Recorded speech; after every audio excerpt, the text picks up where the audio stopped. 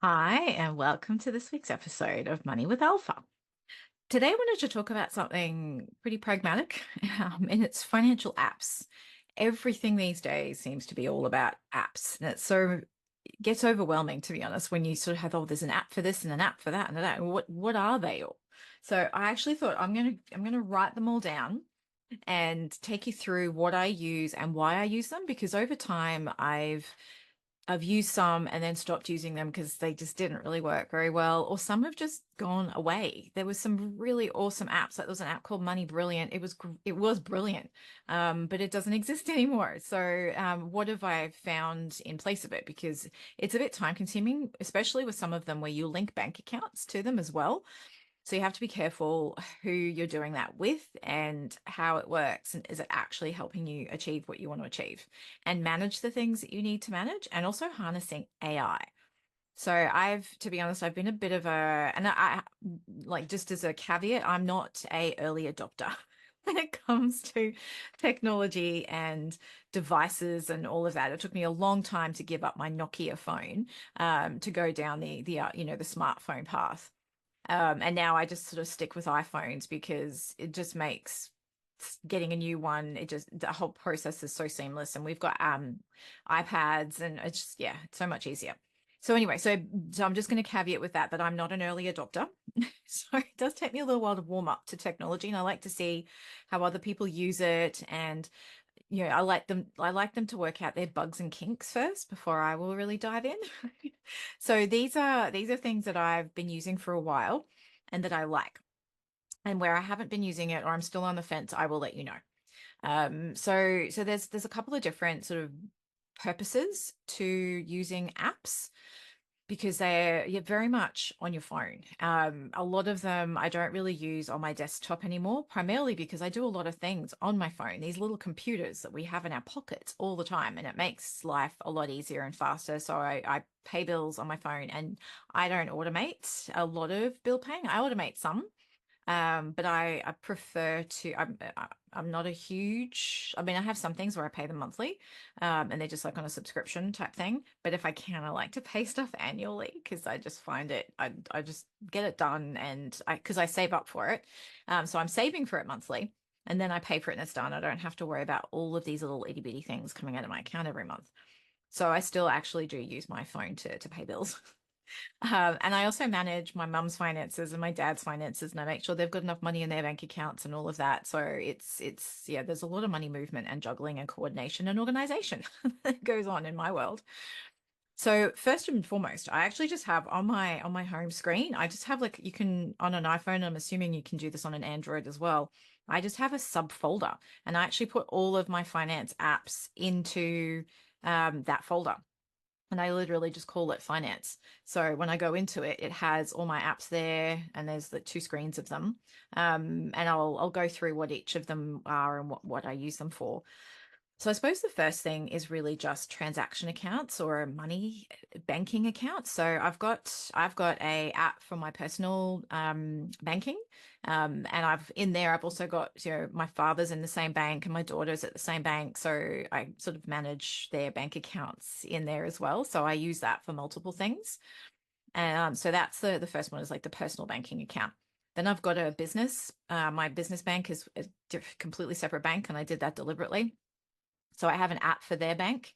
And then I also have another bank for savings accounts. And I actually use some of my business savings in there as well, mainly because it's high interest and it's just easier to manage all the savings side of it together. So I have personal transaction account, business transaction account, and savings accounts, and they're managed because you can have some banks, like in Australia, we have like ING, who I used to be with, UBank, who I am now with, and you can have one account but multiple sub accounts, and you get the bonus interest on the whole thing collectively.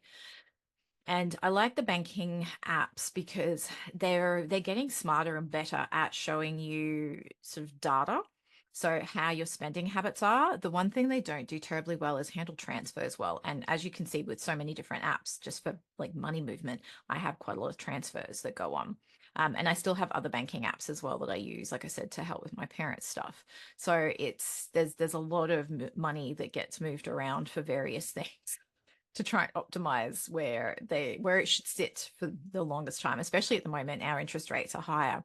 So there's more likelihood to get interest or earn money on cash, which hasn't been the case for a very long time. So it's made me even more kind of savvy in the money movement space. But the apps themselves, they'll give you, they'll try and categorize. They don't always get it right. Like I said, they don't handle the transfers terribly well, but they'll tell you, where you're spending in your groceries, how much money came in that month, how much money went out that month, keeping in mind that in the ins and outs will include transfers. But they'll also tell you sort of where you're spending more of your money. Like this month you spent more on groceries than that month and da da da. So they'll give you a little bit of that. The main thing I don't like about it is that it's all stuck in the app. I can't extract it. And there's also another way, like I started to use Frollo recently, which is it's a budgeting app really. And you can connect, and this is mainly for my personal finances, because I don't do things like this for business finances, because that's what accounting systems tend to do, is sort of help you manage the money management side of it, although I don't find a lot of accounting systems do it particularly well. But Frollo does it for personal finances. So you connect your bank accounts to it, your investment accounts, your superannuation or your retirement funds to it, and it will suck all that information in and it'll start to categorize it for you. And you'll get to see what your net worth is. Not 100% accurate, because it also doesn't handle it. It's better with transfers and things like that, but doesn't pull in. Like I've got my superannuation fund, there's like a bit of it that's self-managed sort of, and a bit of it that isn't, and it doesn't handle the self-managed one terribly well. And so some of it I have to actually put in manually, which is okay because I'm in there updating it every month, my all my sort of net worth details anyway. So I just put that in there if I want an accurate view. But the thing I was testing it out for was to see how its categorization was going. It's okay, but again, I can't extract that information because I have a money management system that I use, and it's a tool which is in Excel, so it's nothing overly fancy, but I need the raw data, and I can't get that raw data out of an app like Frollo. And even banks, they've made it really difficult. You can get it as a PDF. You used to be able to download your transactions in Excel, or into some sort of like Google Sheet or CSV file.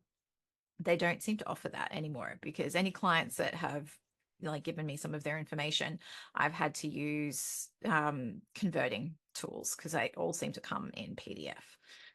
So that's the only downside really of an app like Frollo. But if you really just want to like manage it visually and you don't want to do anything else with it, it's not bad.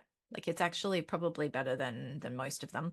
And there's privacy. They don't hang on to any of your data, all of that. So there's a whole lot of stuff there that you can look at if you'd like to. So they're sort of my like transaction style apps, primarily focused on personal finances. Then I've also got and my business bank accounts in there too. Again, they try to categorize stuff. It's especially with a lot of companies that you pay, the name on the account doesn't necessarily reflect the company and what they do. So when you're categorizing it, makes it really challenging to try and figure that out unless you've trained some sort of a tool. But anyway, so that's, but again, accounting systems will quite often do that and bookkeepers will help you with that too. So that's where the business side tends to get taken care of more anyway. The only other app, so from an investing perspective, I have a couple of different apps. So I micro invest. I have two micro investing apps that I use. One is Raise. And I've been using them now for, I imagine it's about 7 years. And that's probably the only thing I've ever been an early adopter. When they were still called Acorns, when they first came to Australia, that's what I used. I thought, oh, it's change. I did the roundup feature. So again, you have to link bank accounts to it, and it rounds everything you spend up, and it basically pools the investment. I have a free guide on this if you would like it. So just, yeah, I'll put a link to the free guide in the notes to this. Now, that one, it's changed its name to Raise. And that one I still do roundups, but I also do a little bit extra. So I watch the portfolio, and their stuff's actually quite good. And because they're grabbing all of your transaction as well, they also do a little bit of analysis for you if you'd like it as well. and I actually find their analysis quite good. They also have an ability to have a sub account in there for kids. So I have a sub account in there for my daughter. So I mean, I have an investment fund for her as well, but I also have like this one was kind of just a bit of a playground, which sounds kind of funny to have a financial playground. But I thought, oh, I'm interested in seeing what these particular shares do, so I'm going to do them under her name, and they will be for her eventually. And then she can take that over and play with it as well. So she can have like a proper investment, which she's got her savings, and then she's got this as like a sand pit in a way for investing. She's only 9, so she kind of gets the concept of investing, but she's not really ready yet to actually like be let loose on her own. That's probably a few years away. So the Raise app is another one that I find pretty good. Then what else have I got on my list? For managing payments. So I have PayPal and Stripe. So I have both of their apps on my phone because, again, when I'm on the go, if I need to check on a payment from someone or I need to issue an invoice, I can do it both in there. So I have my business accounts for PayPal and Stripe, and I also have a personal account for PayPal. So, I'm quite often leapfrogging between the two on PayPal. Depends on which one I've logged into last as to which one comes up. But they're handy to see, especially sometimes if you are buying something online, you're like, oh, did that payment actually go through?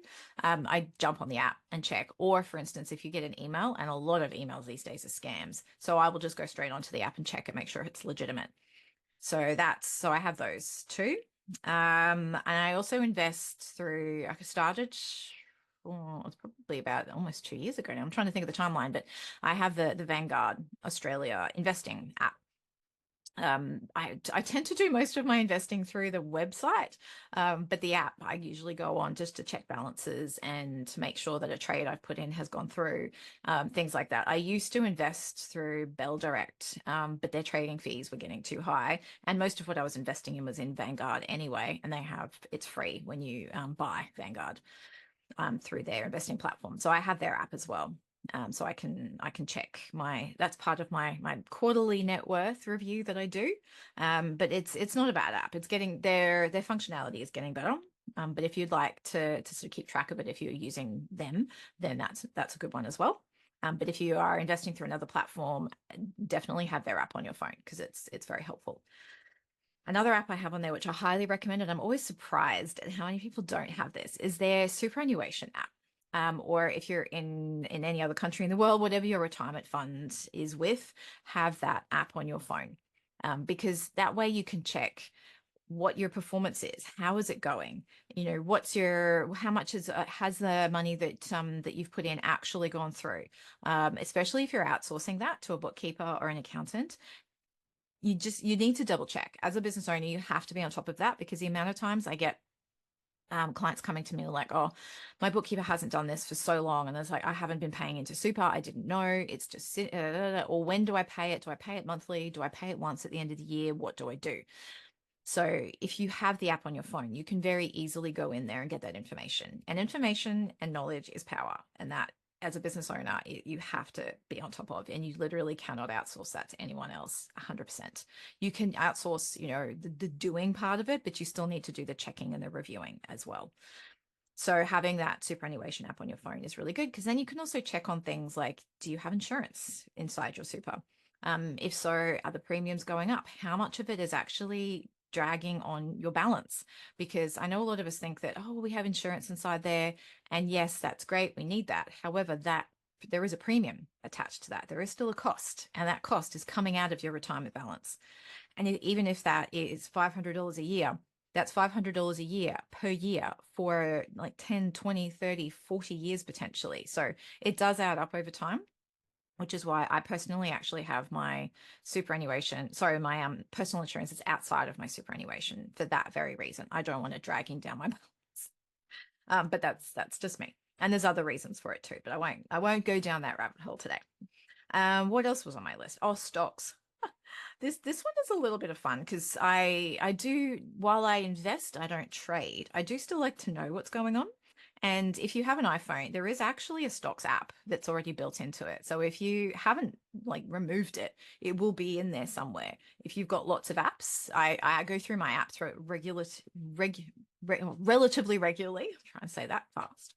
And then I go through and say, like, I don't use this one anymore, get rid of it, or this one doesn't work anymore, get rid of it. But the stocks app I keep there and it's in my finance folder. And I just like to have a look. Like, for instance, we had a real like dip about 2 or 3 weeks ago in the stock market. And first thing I do is I go on there. I'm like, oh yeah, everything's red. Oh wow, look at how much that one's gone down. I don't use it to make decisions though. It's purely an information because you don't want, and I don't check on it too often because I don't want it to influence the emotional side of my decision making. I have a very clear strategy of what I do with investing and I want to stick to it, but I do like to be informed. So that's why that's the only reason I use the stocks app is just to have a look. And some of them are aspirational. You know, I'll look at like the Berkshire Hathaway share price. If you don't know who that is, that's Warren Buffett's company, and it's it's like tens of thousands of dollars for one share. So I look at it, I was like, oh, so how much is that worth now? I wish I bought some of that. Or I wish my parents had bought me one share of that when I was born. Now it would probably pay for a house. Anyway, so that one, I'm just making sure I check my list so I don't. Oh, so the other, so I do have two, like I said, I had two different micro investing ones. I forgot about the second one. The other one is called Blossom. I started this one probably about a year ago, and I'm still a bit on the fence, still trying to figure out how its returns are going, but it focused on fixed interest. So again, to kind of balance out your portfolio, if you've heard of the word diversification, it's sort of having lots of different asset classes, and fixed interest is it's a sort of form of cash, but it's still subject to the stock market. So it does still fluctuate and go up and down, and there is still more risk attached than just purely cash in a bank account is. But yeah, so that one I have in there as well. And it's yeah, so I have, and I like having the apps because it's easy to go in and check things. There's other ones as well where, like I have Credit Savvy on there, which is where there's a few different sort of where your credit score gets locked down. And this one's to try and avoid any kind of fraud or identity theft. There's Equium, I'm trying to think of the names of them now. But yeah, Credit Savvy is one of the ones that kind of connects them all together, where you can lock down your credit score for about, I think it's 12 months at the most that you can do it for. But what that basically means is that nobody can apply for finance in your name without you finding out about it. So that's another one that I have on there as well. And there are other apps that you can get that help you find deals. So, like for fuel, for groceries, coupons, all of that kind of thing. To be honest, I tend to be very specific about what I buy, and I subscribe to the people that I want things from. So I find out about the deals through their being on their list. And this is the value as a business owner of having your email list.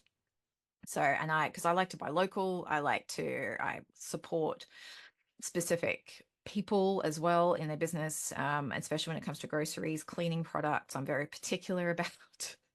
So there's things like that. So I don't have any of those sorts of apps that I could recommend because I don't use them. I like to, like I said, I'm quite specific about what I do. So to sum all that up, to try and make it as simplistic as possible, look at money in and out. So if you banking app, really handy, you probably have them on your phone already because you're probably using them to pay for stuff.